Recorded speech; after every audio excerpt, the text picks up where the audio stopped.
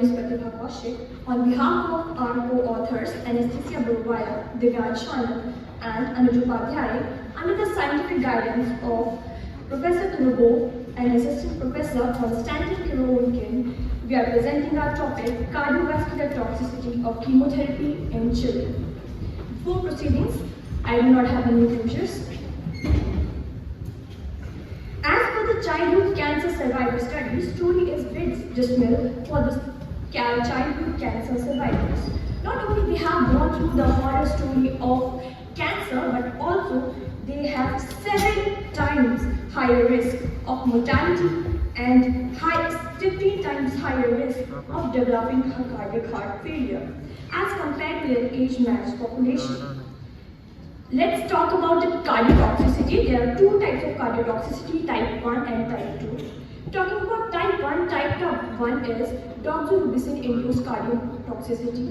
That is cumulative, dose-dependent, irreversible in nature, and causes cardiomyocyte cell death. So, in case it is not so good type. Type 2 is trastuzumab-induced cardiomyopathy. This causes cardiac cell dysfunction. It is reversible in nature and is not dependent on dose. The aim of our presentation is to present the clinical cases of cardiovascular toxicity at chemotherapy department of Arkhangelsk Regional Children's Clinical Hospital for 10 years. Now moving forward to our case 1. Patient Oksana, 30 years old female, was admitted to September 22. The surgery was done on August 3, 2022, bone marginal resection. Diagnosis was verified histologically after defined biopsy of the tumor on September 9, 2022. An echocardiograph was done that shows tricuspid valve dysfunction of mild nature. Chest X-ray is normal without any alarming signs. Now chemotherapy was planned as per Uramo's 2007 protocol. Chemotherapy to Oksana was planned as we have earlier said, Uramo's 2007 protocol. In first week, chemotherapy was given doxorubicin 52 mg and cisplatin for 56 mg 24 hours. 4th week chemotherapy was given methotrexate 16.55 grams. Here I would like to say that doxorubicin is anthracycline based, so we have based our research basically on anthracyclines. 4th week is the patient has some complication, thrombosis of right jugular vein. In 5th week, the patient was having vomiting, parenteral nutrition, high AST, ALT. So taking these consideration, chemotherapy was not planned. So till the time the patient recovered some stability. In 6th week, chemotherapy was continued with methotrexate.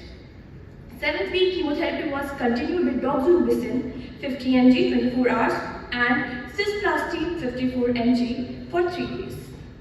Now in 8th week, the chemotherapy side effects were seen like acute erosive stomatitis, esophagitis, septicemia, vomiting, parenteral nutrition. The patient could not eat anything, so and also while vomiting, electrolyte imbalance was there. So in 9th week, it was presented that hyperkalemia is present and representing the sinus tachycardia or ECG. Now 10th week, palpitations in the patient was seen. Given said, ECG was done on 16th of November 2022. As you can see, lead 1, lead 2, lead 3, heart rate is 143 beat per minute, QRS is narrow, QT interval is normal, but T wave is absent, saying that paroxysmal supraventricular tachycardia can be present. And here you can clearly see that ST inversion is also there. Lead AVR, AVF, and AVL also suggested PSVT, and in V1, V2, V3 also PSVT was diagnosed. Now she was hospitalized to cancer ICU, and where the management was given potassium chloride, magnesium sulfate, and captopril 0.0125 grams. In 5 days, she was discharged to chemotherapy department with clinical improvement and normalization of ECG. On 5th of December 2022, ECG was done again. Lead 1, lead 2, you can see here, heart rate is 65 BPM. QTC is more. This can be because of the management that we gave, that is potassium chloride and magnesium chloride, representing a sinus rhythm. Here in lead ABR, ABL and ABS, same representation is given. Now an echocardiograph was done after cardiac arrhythmia was diagnosed. Here we see not a very severe but mild aortic valve regurgitation and tricuspid valve regurgitations. Chest CT was done as per the plan, and in chest T axial view, a small hyperperichondrium and bilateral axillary lymphadenopathy was seen. What is the outcome? Aksana was discharged on 13th week of the chemotherapy and with a clinical improvement and ECG was normalized. Now she is being hospitalized in Dima Rogachev National Research Center of Pediatric Hematology, Oncology, Neurology in Moscow. Because the case had many complications, so it was better to transfer the patient to Moscow. Now moving forward to case number 2. Case number 2 is 3-year-old male Dima. He was admitted to in January 2014 with acute promyelocytic leukemia. Diagnosis was confirmed by the cytogenetic study of the bone marrow. The expression of the gene PMLR-AR translocation on 15 and 17 chromosome was detected. Now, we gave chemotherapy based on APR 2008 protocol, where it was basically divided into 4 stages: remission, consolidation 1, consolidation 2, and supportive care. In remission induction, we gave arabesine, daunorubicin. Again, daunorubicin is tetracycline based. Consolidation 1 was given, arabesine was again given, and daunorubicin was there. Consolidation 2, arabesine and daunorubicin, again emphasizing anthracycline was there. In supportive care, all trans-retinoic acid was given. Now, let's talk about the chemotherapy plan to Dima. In order to get the remission induction, since January 10, first chemotherapy was begun with ATRA, that is all trans-retinoic acid, 15 mg and daunorubicin 35 mg for 24 hours, and cytosine arabinoside 60 mg per 24 hours for 7 days. 25th, this consolidation chemotherapy was given with daunorubicin and cytosine arabinoside as stated earlier, and April 1 intensification therapy began with ATRA 15 mg per hour per 24 hours. Daunorubicin was given 18 mg per 24 hours for 3 days, and cytosine arabinoside 590 mg 24 hours for 5 days, as well as cytosine arabinoside 40 mg anti-numeric was given. Now supporting chemotherapy was given with mercaptopurine, 6 mercaptopurine 25 to 37.5 mg 24 hours. Chemotherapy to Dima was given. Now what happened on 3rd May, the patient was suffering in the morning. When he woke up, there was seen that on the pillow green colored vomiting was present. The patient didn't have feeling to eat, he was anorexic. In hour, he felt confusion, severe tachycardia was there around 60, and severe tachypnea was there, severe tachycardia was there, and hypotension was there. So the doctor planned chest X-ray, and in chest X-ray, bilateral ground glass opacification was there. Given the state, the patient was transferred to ICU, where he was diagnosed with acute alveolar pulmonary edema. Now the patient died in 3 hours after bronchoscopy via sudden cardiac arrest. Autopsy report, we have the autopsy report of Dima. It stated myocardium. In myocardium, mononuclear infiltration of interstitium was present. Small focal necrosis was there. Swelling can be seen. Vascular wall thickened was present. Myocardial dystrophy was there. Endocardium thickened was there. And cardiac mass was highly increased. All cardiac chambers were dilated. conclusion was made that it is dilated cardiomyopathy. Hence, the patient Jima died from dilated cardiomyopathy. That can be the reason that it can be associated with daunorubicin, again, anthracycline. Daunorubicin induced dilated cardiomyopathy. Here we are concluding that according to the modern literature, predominantly anthracycline, doxorubicin and daunorubicin have symptomatic cardiotoxicity associated with high morbidity and mortality. We have observed 2 cases highly likely anthracycline cardiotoxicity at Regional Children's Hospital for 10 years, that is a decade. 1 case represents doxorubicin associated electrical instability of heart, that is tachyarrhythmia, and the other case represents daunorubicin associated dilated cardiomyopathy with fatal outcome, that is acute heart failure. Thank you for attention. Open for questions.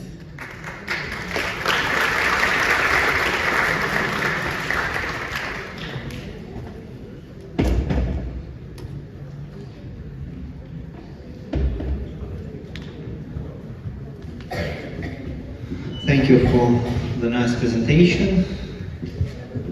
There is no question as I can see.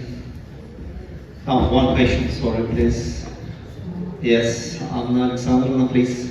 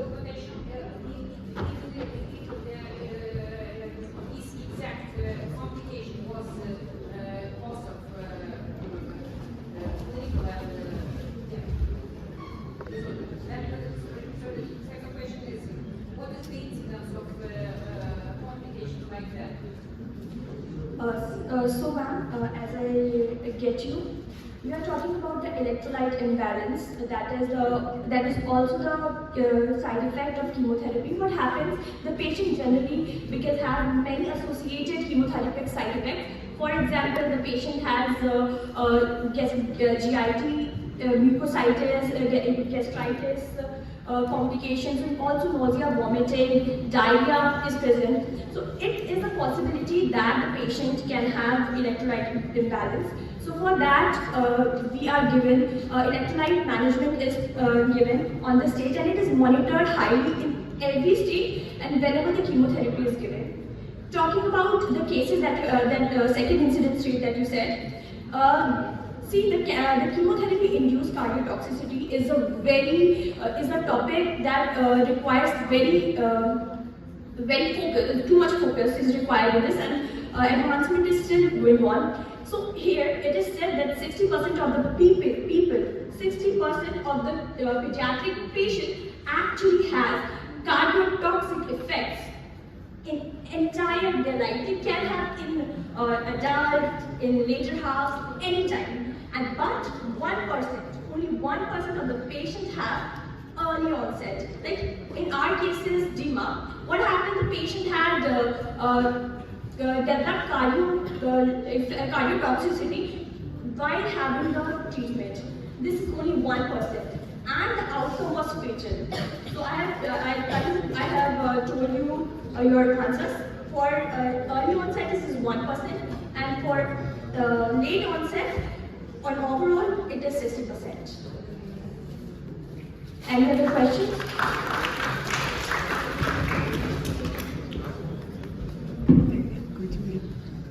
Thank you.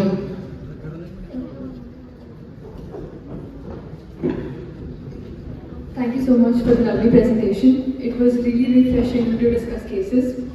Next up, we have Kriti Yadav from 5th year, who will be discussing about the effect of COVID pandemic on tuberculosis. Please give her a round of applause.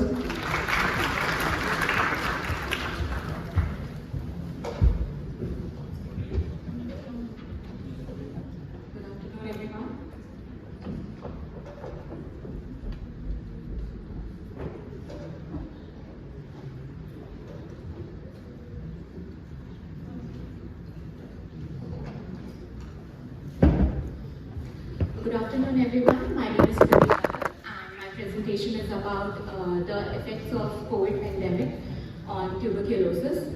We know that tuberculosis is everywhere and can affect anyone.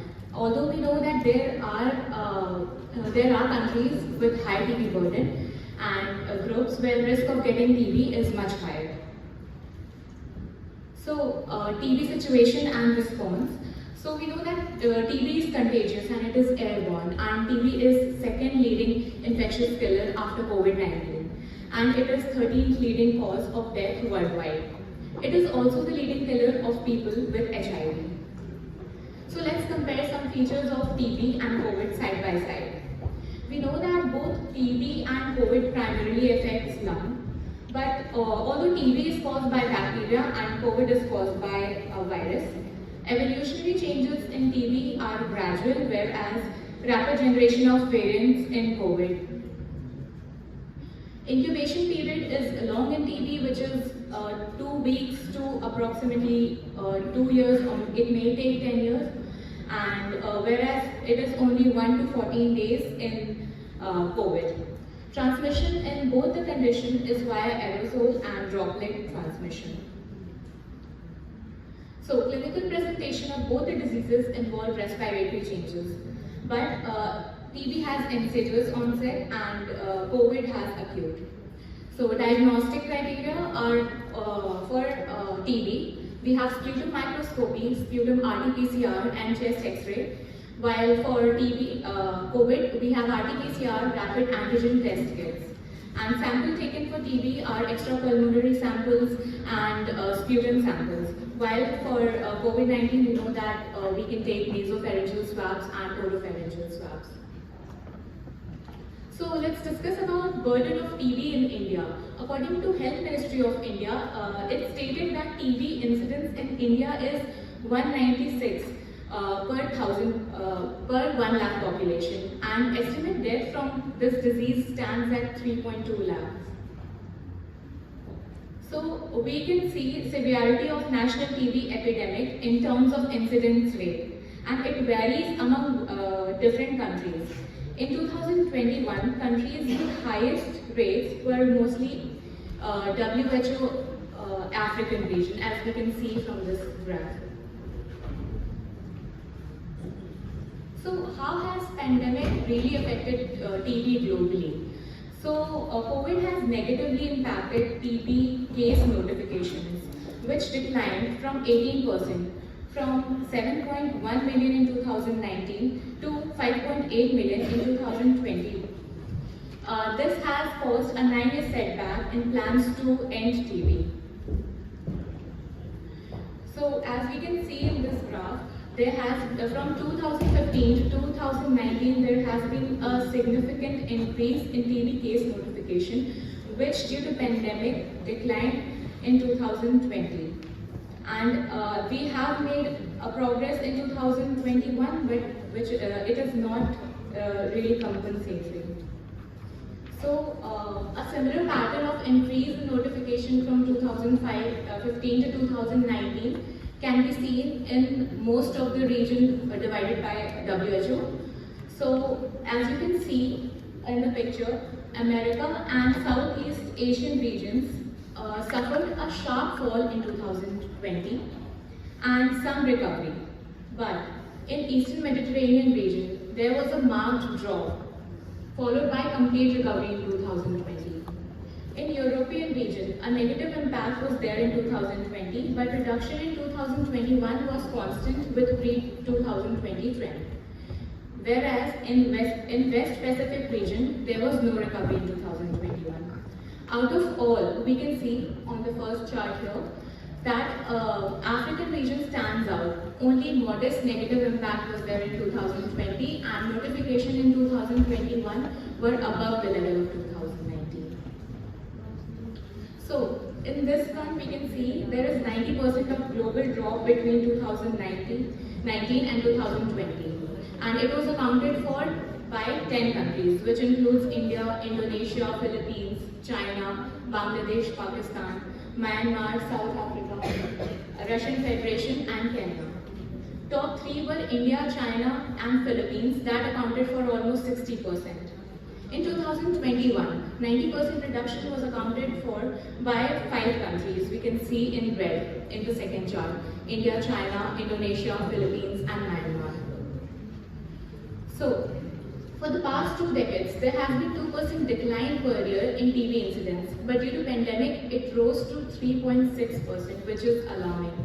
Similarly, decline in TB deaths between 2005 and 2019 has also been reversed. So we can see that these are the 8 countries that accounted for more than 2/3 of global TB cases. So India is the one which has the topmost stage, which it is on 28%. Indonesia is 9.2%. China 7.4%, Philippines at 7%, Pakistan at 5.8%, followed by Nigeria 4.4%, Bangladesh is at 3.6%, and Democratic Republic of Congo at 2.9%. So let's see what happened actually during the pandemic. So there was reduction in TB case notification in 2020. This fact we have already discussed. So it reflected a negative impact on TB case detection, which led to increase in number of people with undiagnosed and untreated TB in the community. On the other hand, we can see there were strict lockdowns in many countries, which resulted in 50% reduction in transmission. So the reason behind these trends were both the biological interaction between both agents damaged lungs, and they have a similar pattern too. And due to lockdown and social distancing, the other reason was public fear of infection in healthcare setting, reduced healthcare workforce, and lack of protective equipment for prioritization of labs. So this is the summary of the results for India from the civil society-led survey. In this one, we can see that there are 5 aspects where this survey was conducted, and out of 62% people who are currently on TB treatment agreed that they do not want to visit their facility because they might get COVID-19, and 70% of the healthcare workers agreed that they lack equipments and protective PPE kits, and 80% of them agreed that the number of people coming to their health facilities have been decreased during the pandemic. And 62% of policy and program officers agree that a huge amount of funding was taken from TB and strategy towards COVID pandemic. And 75% of TB researchers agree that they do not have necessary resources to conduct important TB research during COVID pandemic. And 85% of civil society advocates agree that there has been a significant decrease in TB testing during COVID-19 pandemic and lockdowns. So, to combat the effects caused by COVID pandemic, the goal of End TB strategy is to end global TB epidemic by 2035, which previously was 2030. And the indicators are 95% reduction in TB deaths by 2035, 90% reduction in TB incidence rate, and 0 TB affected families facing catastrophic costs. So, as we know that the program states that by 2035 we have to decrease it, but there are milestones proposed by WHO that what could be done till 2025. So there should be 50% reduction of TB incidence rate, 75% reduction in TB deaths, and 0% people facing with TB catastrophic cost. And this has to be achieved till 2025 itself.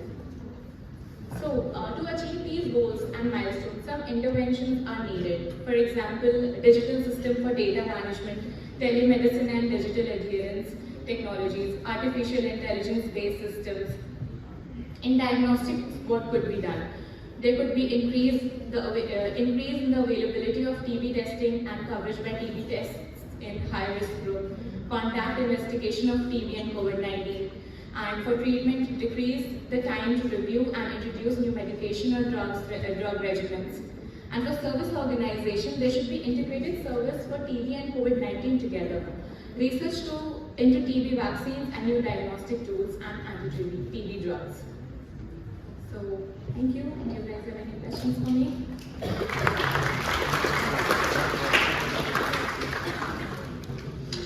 Thank you. And I have a question. You mentioned that it was some association between the strict lockdown, which has been introduced in many countries during the pandemic, and decrease in incidence and in registered morbidity. It's not incidence, but it's the registered cases. Like you mentioned, notification, TB notification. I think it's like morbidity here. So what can we say? Did you find any research maybe which prove this fact about correlation? There's so-called non-pharmaceutical preventive interventions like lockdown, self-isolation, mask wearing and something else, and decline in TB incidence rate. So obviously the incidence rate increased in countries which have where people live in close proximity. For example, in African region and Indian continent and Southeast Asia, where as we can see that their incidence has been increased because even though there were lockdowns, people in the family were living close together. While in European regions, where we know that people usually in lockdown they live alone, so the transmission was definitely reduced in these areas. Thank you. Okay, thank you. We have one question from auditorium. Yes, please. Sir, I would like to add something what sir said. Is it possible that because of the pandemic, that people were fearing for their lives and they didn't visit any of the hospitals or clinical settings because they thought they might contract COVID? So is it possible that the incidence of TB was reduced because they couldn't visit hospitals or they feared for their lives? So is it like, can we conclude that this research that was carried out, that these incidences decreasing, can this research be ambiguous, or can we like make a point, like a conclusion from it, that this was not the right research done? There can be like TB cases much more than that, but they were not able to come to hospitals because of the fear. So I guess your question is, were people really afraid to go out because of COVID pandemic, and this led to increase in the rates, incidence rate? No, my question is actually that you mentioned that because of the COVID pandemic, the TB cases reduced relatively. I just want to say that maybe people were not able to visit hospitals, so there were no records of them. But people did have TB, but they were not able to visit hospitals. Because of that, these cases reduced, or the incidence that was recorded that reduced. Yes, actually he made a really great point. He said that because of COVID pandemic, there was transmission amongst people, and even after pandemic ended, they were not able to go out and get tested. So that is the main motive of TB strategy, to find out the cases who are undiagnosed. So that is why there have been changes in the NTB program. What you want to do? I also want to add one thing. Since you talked about research in India, there is a program called DOT. Yes, right? actually it is happening right now in India, and it includes direct observation treatment under DOTS program. So this is also a part of NTD strategy, and it is working, governments are working together with WHO to achieve the goals. So this program was done only for India, I guess. So can we conclude that the research... Okay, I think we can continue the conversation out of frame of the conference because we have 15 minutes for every report. Of course, the topic is very interesting and we have to split out morbidity and incidence here. It's two different terms and we shouldn't mismatch them. So that's a matter of opinion. Yeah, yes, you yes. Can, contact me later and I will try to explain your point. Okay, thank you. Thank you so much. Thank you.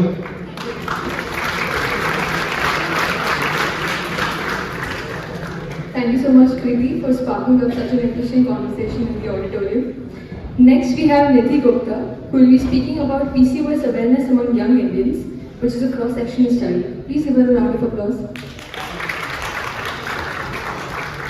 Good afternoon to all respected teachers and my fellow colleagues.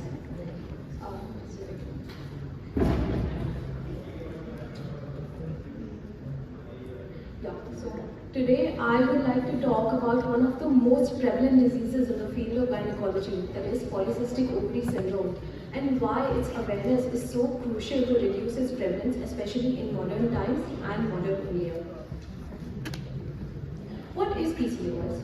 It is nothing but a common health problem that is associated with an imbalance of reproductive hormones in a woman.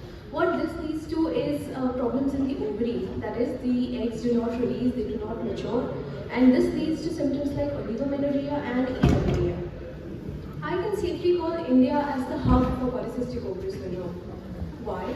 This is mainly due to the rapid economic growth and the fast nutrition transition that has been taking place throughout these decades. What this means is that there has been an increased consumption of carbohydrates and fats, and this we all know has led to the pathogenesis of PCOS.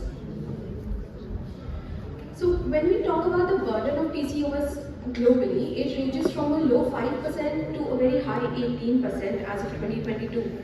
And of course, we see the highest prevalence in young adults.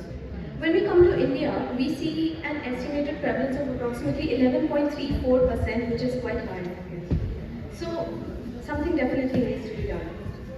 And also, while considering the biological mechanisms of PCOS, why not consider the psychosocial, behavioral and cultural mechanisms that might be intimately linked with polycystic ovary syndrome?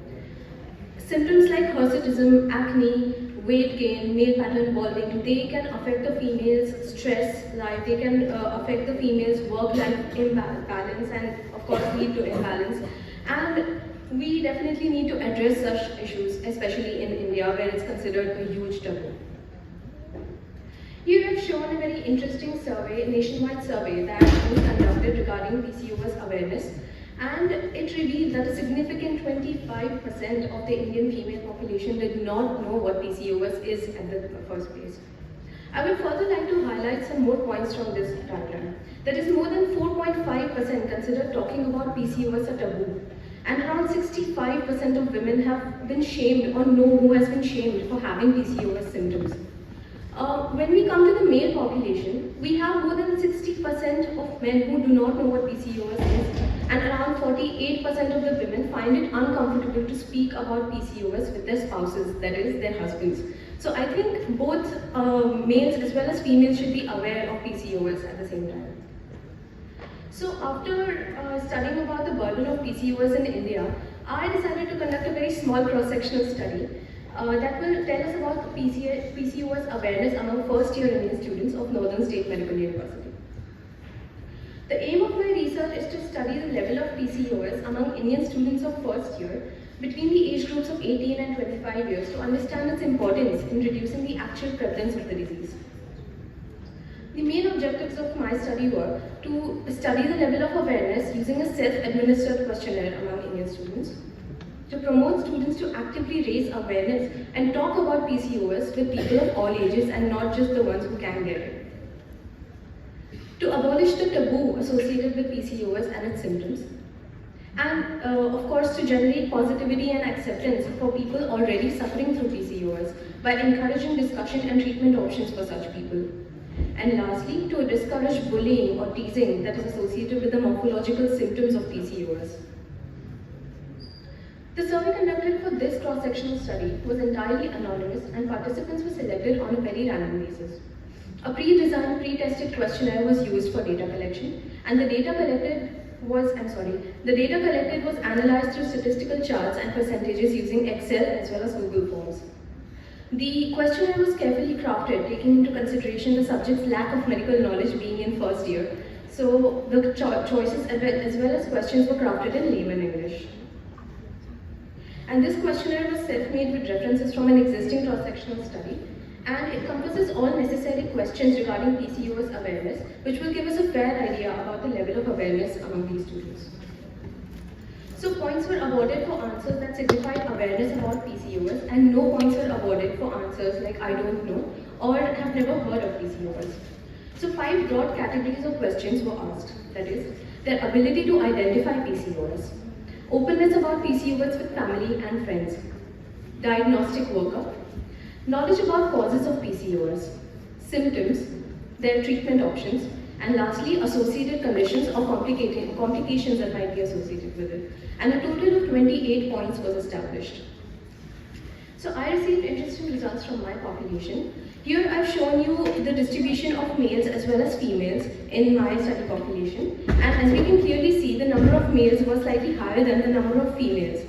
And when we come to the right side of this slide, we can see that the average PCOS awareness score of males came out to be much lower than the score of females, even though male population was higher.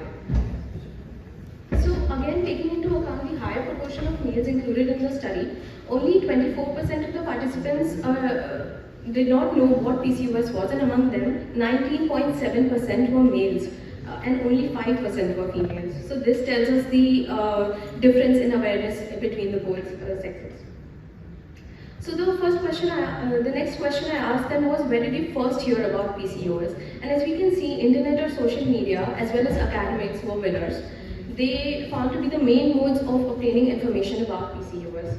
So I think this warrants for the introduction of PCOS awareness programs in schools using innovative methods of communication that will definitely result in a positive change in perception about PCOS right from schooling age, that is young minds.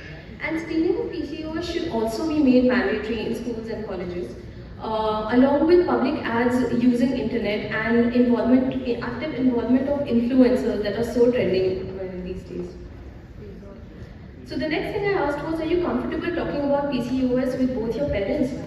So 22% of my participants were not comfortable in doing so. Parents are supposed to be the most important guardians and teachers of their children. So naturally their involvement in educating their children about PCOS while maintaining an open and judgment-free environment is much needed.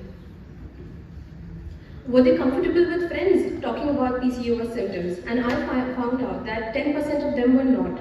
So educating the younger population about PCOS is also an important step towards eradicating the taboo and shame associated with it.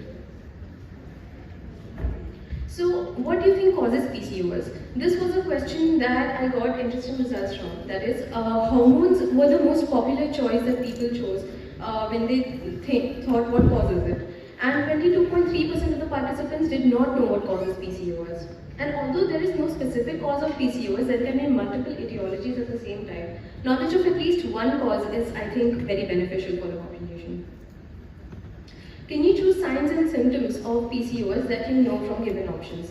And here, although participants were aware of the most common symptoms like oligomenorrhea or amenorrhea, facial acne, weight gain, I think it is also necessary to know about the less known symptoms like acanthosis nigricans, that is dark velvety patches, or high insulin levels, or just high blood sugars.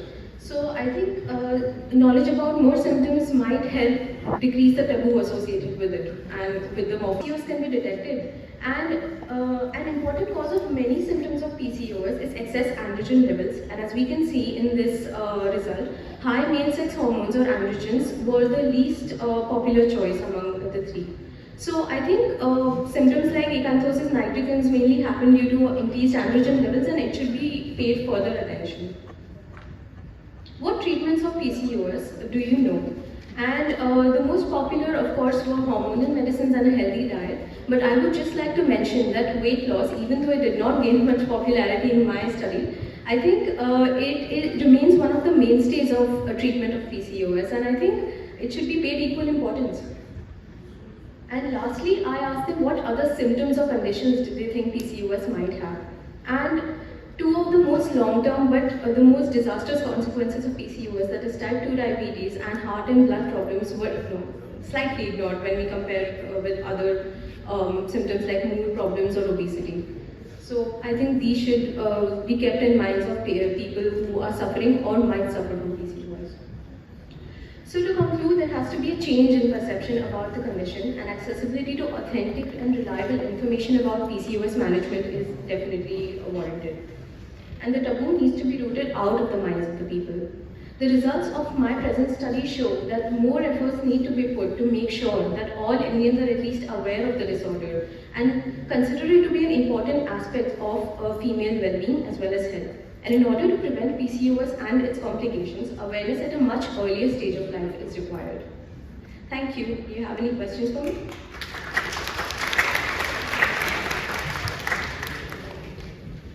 Thank you for this one nice presentation, original study. Yes, somebody had a question. Yes, please.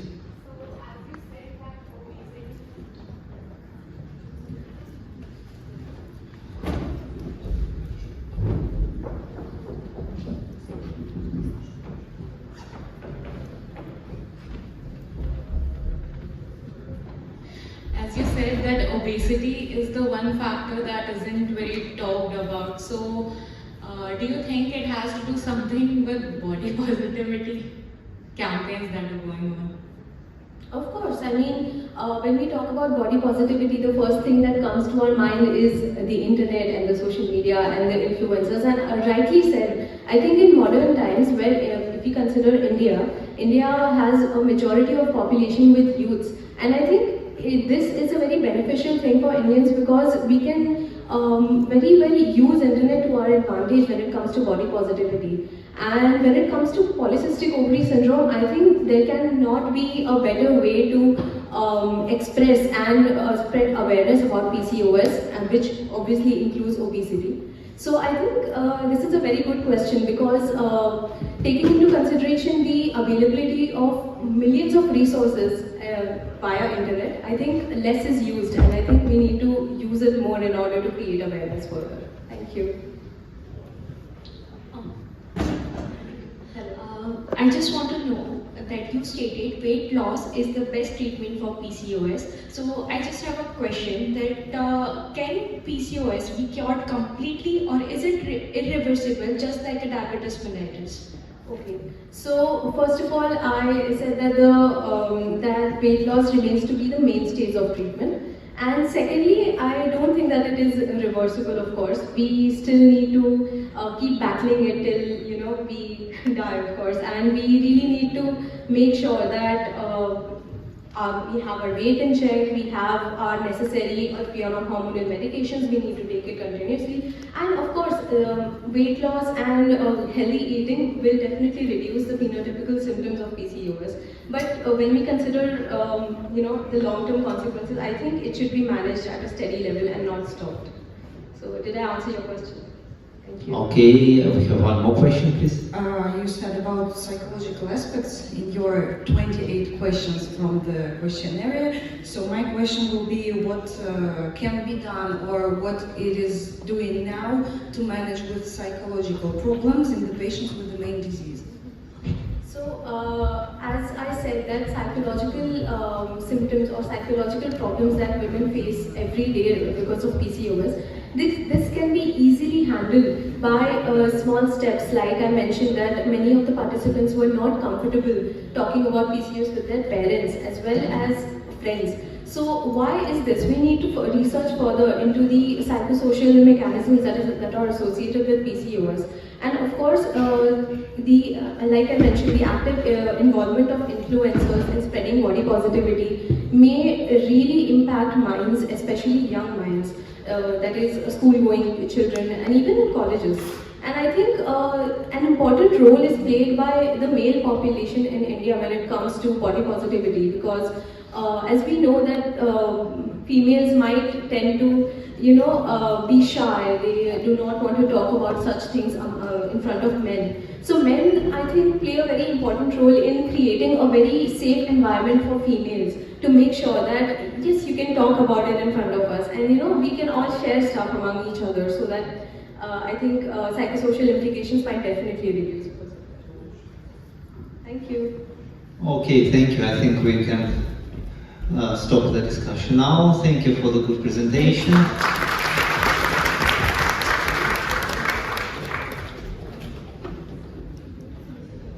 Thank you so much, Nidhi, for your presentation.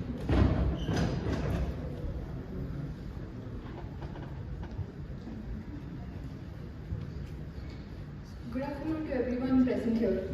I'm Rudrakshi Shetty, a fifth-year student of this university, and today I'd like to talk about something very interesting. Something that tells us about the association between vitamin D and multiple sclerosis. The general consensus about vitamin is such that it is always considered as an add-on to our nutrition rather than an integral element. But considering we have doctors and medical students in this room, if I urge you to think about vitamins in adjunct to any diseases, let's take vitamin D for example, what diseases or group or disorders would you think of? Maybe you'll think about rickets, osteomalacia, osteoporosis, disorders of calcium metabolism. But while you're thinking about all these diseases, I bet you're not thinking about neuromyelitis optica, multiple sclerosis, or any other demyelinating disorder for that matter. Because the association between these two is too far-fetched, but the association exists nonetheless. Let's find out how. Let's start by understanding a little bit more about multiple sclerosis, which is MS. Multiple sclerosis is a chronic disease, and just like any other chronic disease, it doesn't have one precipitating factor. It is a combination of genetic, environmental, lifestyle changes, etc., which ultimately leads to the plethora of symptoms that you see on the screen here. Since this is a demyelinating disorder, it involves all systems of your body, right from your head to your toe. It ultimately leads to blood-brain barrier breakdown, central nervous system demyelination, and axonal degeneration. Prevalence of multiple sclerosis is such that it is most commonly observed in countries such as US, Canada, Germany, and certain countries in Northern Europe. Understanding the pathology is very important because this is what takes us to the treatment. So what happens in multiple sclerosis exactly? It is characterized by inflammation in the core of the disease. This inflammation starts, which progresses to demyelination and ultimately leads to neurodegeneration. I have two MRI images here. You can see the normal one and the one with multiple sclerosis. The very first difference you will notice is the ventricular space is very enlarged. Two, you will notice white patches which is surrounding the ventricular space, which is the inflammation that we commonly see in multiple sclerosis. This will lead to demyelination, neurodegeneration, and leads to a state of virtual hypoxia. Why do we call it virtual hypoxia? Hypoxia is not actually present, but despite adequate oxygen being present, our neurons are not able to utilize this oxygen, and hence we call it virtual hypoxia. This is a very complicated image, but I will simplify it for you. Just pay attention to the right hand side of the diagram. You can see the axon getting degenerated, and despite oligodendrocytes being present, despite astrocytes being present, remyelination is still not happening in this disease. Why? Because inflammation is persistently present. Immune cells such as B and T cells, both adaptive and humoral immunity, are implicated in this disease, which ultimately leads to our immunotherapy. So we know that this is what we have to target if we have to treat patients of MS. Where does vitamin D come in all this? There are many studies that have proven that low vitamin D levels have been implicated with higher disease incidence in MS. But why? Let's start by understanding what role does vitamin D play in our immune system. I'm sure we must have read this in microbiology, pathology, and biochemistry, but you may have skipped over this, but let me revise it for you. You can see in this image 1,25D, which is active form of vitamin D, is implicated in almost every step of immune system differentiation. You can see macrophages are utilizing vitamin D receptor cells, dendritic cells are doing that, Th2 helper cells are doing that, and here vitamin D plays a core role of anti-inflammatory effect. And revising the pathology for you, we have inflammation and multiple sclerosis, and hence vitamin D having an anti-inflammatory effect is very beneficial for us here. Other roles played by vitamin D are lymphocyte cell differentiation, proliferation of adaptive immunity, decreasing levels of inflammatory interleukins such as interleukin 10 and 17, and differentiation of naive CD4 T cells. Revisiting prevalence for you. I feel like there is something you may have missed in the map that I mentioned in the previous slide. Just in case you missed it, I'm going to highlight it for you. All the countries that are close to the equator have a much less prevalence of multiple sclerosis as compared to the countries that are closer to the poles. The first thing that will come to your mind is because they have more sun exposure, more vitamin D, hence they have a lesser case. And that is very good considering our aim of the study is the same. So here you can see again, we have countries such as Brazil, African continent, India, which show a much lesser prevalence as compared to countries such as US, Canada, Northern Europe, and Australia. Coming to actual trials that have been conducted that show the association. We have SOLAR trial and choline trial, which are exactly the same, just the difference is that choline trial was for 96 weeks and SOLAR was for 48. I have highlighted for you two important outcomes from this trial.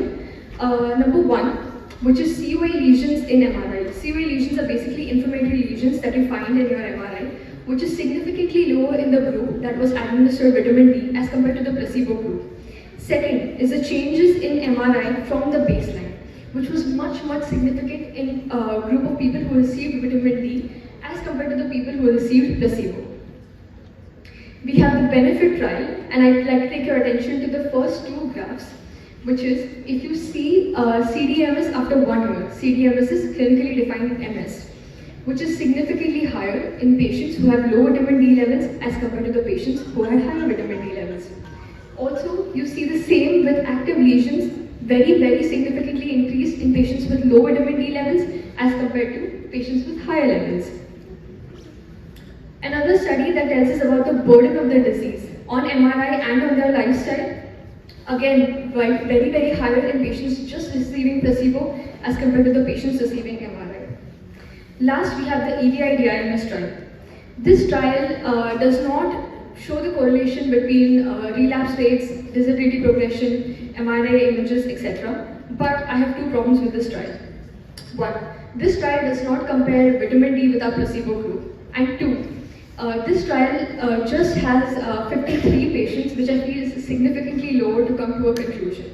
But despite that, this trial has a very interesting observation of low EDSS score, which is end-stage disability severity score, decreasing exponentially low as we go towards higher vitamin D levels to the right. If you thought the role of vitamin D ends here, that's not right.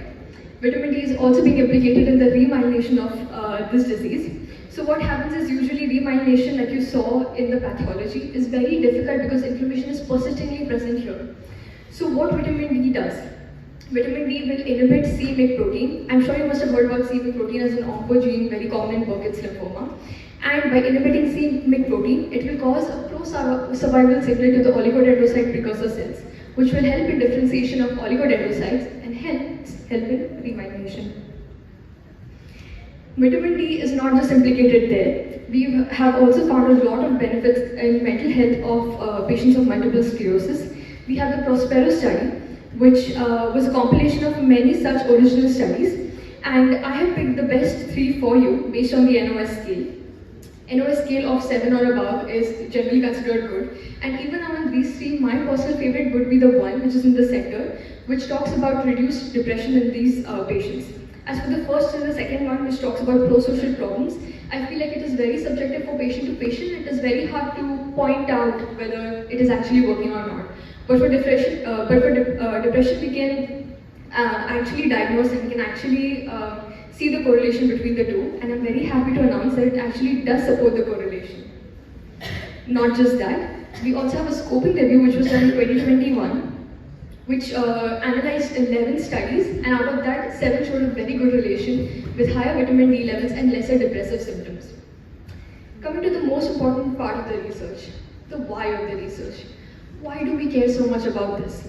Because chances are, even if the association between these two is established, vitamin D will still not be a first-line treatment for this disease. So why do we care so much about it? To have a look at that, let's look at the current treatment modalities in the market. We have interferon beta, we have monoclonal antibodies, we have octreotide, etc. Our current pharmacology is progressing such that we are moving more towards immunotherapy or targeted therapy, because this is perfect for us. We have only our desired action at our desired tissue or organ and the least amount of side effects. But this is new research and this is very, very, very expensive. Have a look at the cost of the current medicines that are available in the market for multiple sclerosis. Normally, for a patient to be able to afford this is not possible, especially for a disease so chronic where a patient will require lifelong treatment. So the proposal of this study would be such that if vitamin D is added to our first-line treatment, the duration of the treatment decreases. If not that, at least the disability will decrease, depressive symptoms will decrease, and the MRI burden and the relapses will also decrease, leading to a better quality of life at the end of the treatment. In conclusion, all I'd like to say is that we have a lot of studies which talk about multiple sclerosis and vitamin D correlation. But like you must have noticed that we don't have a lot of cases in India or Africa, and hence not a lot of studies are conducted here. So it is difficult to be able to include vitamin D in the guidelines because we need to have this study done in all age groups, all races, all genders, all nations for it to make it to the first-line treatment or at least as an add-on therapy. So we need more studies to establish that, but I feel like we have a very good start where we can just progress on from now on. If you have any questions or feedback regarding my presentation, please feel free to email me. Thank you so much for your time and attention. I'm open to questions. Thank you very much. It was an exciting presentation, and I wish you to continue your work with systematic review, because you now presented just some works were not systemized according to the search and according to the inclusion and exclusion criteria. But it's a really interesting topic. Do you have any questions? Yes, please, Konstantin Yuryevich. Dear presenter, please tell me what desired concentration of blood D3 can you recommend to patients with multiple sclerosis or maybe with other diseases? The desired blood D3 concentration. Desired D3 concentration in the blood. If I take D3 drug, I want to know the aim, the goal. What the desired concentration in blood? Okay. So I can speak of India because every country has different guidelines. But I think for administering we use 20,000 international units. As you're talking about blood levels, I feel like it is safe that if a person consumes around 1 microgram of vitamin D every day, I think it is much more sufficient for everybody, which I think is normally included in our diets. But if there is someone who is living in the northern regions, such as Caucasians, then I feel like doing regular blood checkups would be important, where at least the vitamin D should be above 500 nanogram, in my opinion. But I'm speaking from Indian data. I feel like this will differ in terms of Russian population. Okay, my question. Thank you very much for the interesting report. Of course, I see that vitamin D takes a great role in immune system, but maybe did you observe some information about toxical activity of vitamin D? Yes. So I talked about EBI-DIMS trial. So in that trial, they didn't observe between placebo and vitamin D. They observed between high vitamin D and low vitamin D. And they did observe adverse effects in high vitamin D patients. And this is what happens exactly when you tell patients that this drug is very good for decreasing disease progression. They start consuming it a lot, and the same thing happened during COVID when people were told that glucocorticoids are very good. They started consuming it and mucormycosis level increased. So similarly in EBI-DIMS trial, why we were not able to find a good association is because they chose higher vitamin D level and lower vitamin D level. And I feel like that is also not safe. Anything in moderation is adequate in my opinion. Thank you. One more point. While the world is using vitamin D more and more, It became one of the part of our life, especially people living in the north, in the areas of darkness and so on. But let me suggest you to continue this topic deeper, because it's very controversial now. You can find a lot of interesting data in the evidence-based libraries, for example, in Cochrane libraries, where there are no connection between, for example, vitamin D supplement use and the improvements in MS, in multiple sclerosis, for example. So they just have published quite a lot of interest. So, and the suggestion is to go deeper in this topic and to find maybe some more correlations in use of this very interesting, let's call it supplement, not medicine, okay? Thank you. Thank you so much for your advice. Can I add a couple of words?